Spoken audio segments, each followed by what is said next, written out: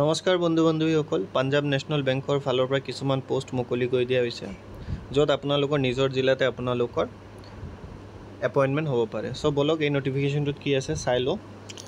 কিন্তু তাৰ আগতে আপোনালোকে চেনেলটো ছাবস্ক্ৰাইব কৰি বেল আইকনটো দবাই ৰাখক, যাতে আগন্তুক দিনত তেনেধৰণৰ নটিফিকেশ্যনবিলাক আপোনালোকে পাই থাকে। চ' এপ্ৰেণ্টিছৰ পোষ্ট হয় ইয়াতে টোটেল পাঞ্জাৱ নেশ্যনেল বেংকে দিছে এইবাৰ 2700 এপ্ৰেণ্টিছৰ পোষ্ট। ষ্টাৰ্ট হৈ গৈছে ইয়াৰ আপোনালোকৰ অনলাইন ষ্টাৰ্ট চলি আছে, 30 জুনৰ পৰা ষ্টাৰ্ট হৈছে আৰু 14 জুলাইলৈকে চলিব। ঠিক তেনেদৰে এক্সাম ডেটটো দিয়ে দিছে 28 জুলাই, অৰ্থাৎ আপোনালোকৰ এপ্লাই কৰাৰ 14 দিন পিছতে আপোনালোকৰ অনলাইন এক্সাম হৈ যাব। CBT হ'ব ইয়াৰ এক্সামটো। টোটেল পোষ্টৰ ফালে যদি আপোনালোকে চাই, ইয়াতে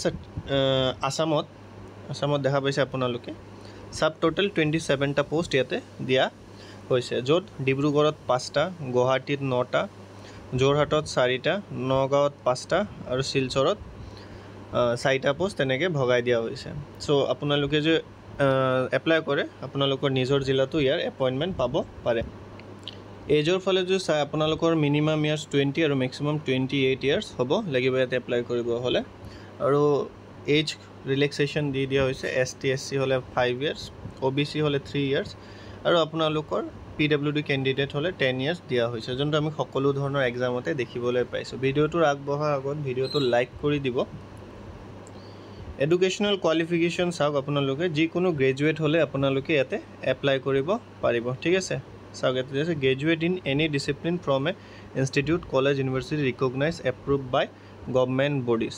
ঠিক আছে, চ' আপোনালোকৰ যিকোনো গ্ৰেজুৱেশ্যন হ'লে আপোনালোকৰ এপ্লাই কৰিব। The result of the qualification must B have been declared on before, মানে আপোনালোকৰ 30 জুনৰ আগতে কিন্তু আপোনালোকে গ্ৰেজুৱেশ্যনৰ আপোনালোকৰ যোনটো ৰিজাল্ট ডিক্লেয়াৰ কৰা হ'ব লাগিব, অৰ্থাৎ আপোনালোকে এপিয়াৰিং হ'লে কিন্তু ইয়াতে নহ'ব।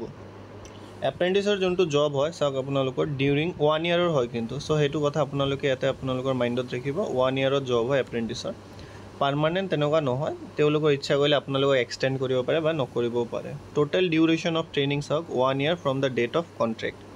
The 1 year training will include 2 weeks basic training, আপোনালোকৰ 2 বছৰ বেচিক ট্ৰেইনিং হ'ব আৰু বাকী যোনটো 1 ইয়াৰত 52টা উইকছ থাকে, তো 50 উইকছ আপোনালোকৰ হ'ব অন দ্য জব ট্ৰেইনিং। যোনটো চেলাৰী হয় ষ্টিপেণ্ড বুলি কয়, সেইটো আপোনালোকৰ ফিক্স। আপোনালোকে যদি ৰুৰেল বা ছেমি আৰ্বানত থাকে 10,000, আৰ্বানত থাকিলে 12,000 আৰু মেট্ৰ' চিটিত থাকিলে 15,000 আপোনালোকে ফিক্স ৰেমুনাৰেশ্যন পাব। এপ্লিকেশ্যন আপোনালোকৰ অনলাইন কৰিব লাগিব। Applicant will be required to visit, আপোনালোকে এইটো ভিজিট কৰিব লাগিব। ঠিক আছে, এইখিনি আপোনালোকক দি দিয়া হৈছে, মই ইয়াৰ লিংকটো দি দিম ডেছক্ৰিপশ্যনত, তো তাৰ পৰা গৈ আপোনালোকে ইয়াতে এপ্লাই কৰিব পাৰিব।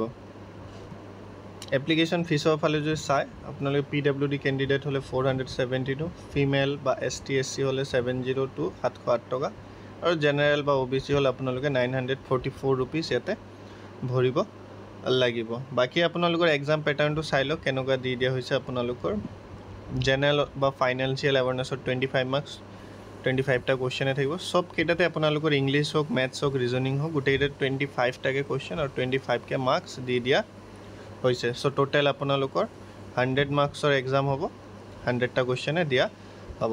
ভিডিঅ'টো লাইক কৰি দিব।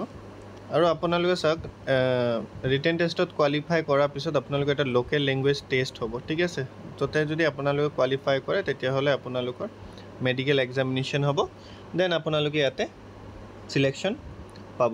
তো এইখিনিয়ে আছিল ভিডিঅ'টোত। বাকী মই ইয়াত যি ইম্পৰ্টেণ্ট লিংকছ আছে দি দিম ডেছক্ৰিপশ্যনত। বাকী ভিডিঅ'টো সম্পূৰ্ণকৈ চোৱাৰ বাবে ধন্যবাদ।